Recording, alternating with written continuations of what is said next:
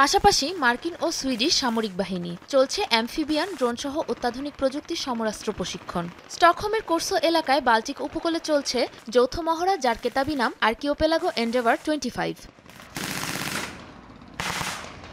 যুদ্ধে যৌথ সক্ষমতা বৃদ্ধি, বাল্টিক সাগরের উপকূলীয় ও দ্বীপ অঞ্চলগুলোর বৈরী পরিবেশে কাজ করার দক্ষতা অর্জন এই মহড়ার উদ্দেশ্য। উপসাগরীয় এলাকায় ন্যাটোর শক্তিকে জোরদার করতে বৃহস্পতিবার এ মহড়ার আয়োজন করা হয়, যাতে অংশ নিয়েছে দুদেশের কয়েকশো নৌসেনা। আটলান্টিক মহাসাগরের উপকূলবর্তী দুদেশ যুক্তরাষ্ট্র ও সুইডেনের মাঝে যেকোনো সংকটময় পরিস্থিতি একত্রে সামাল দেওয়ার লক্ষ্যে আয়োজন করা হয় এই মহড়ার। আমরা বাল্টিক অঞ্চলের কৌশলগত গুরুত্ব সম্পর্কে যথেষ্ট অবগত রয়েছি। সুইডেনের ন্যাটোর সদস্যভুক্ত হওয়াতে আমরাও বেশ উপকৃত হব, যেহেতু আমরা একত্রেই কাজ করছি। গেল 7 বছর ধরে এখানে প্রশিক্ষণে আসি আমরা। আশা করি আগামী বছরও আসতে পারব।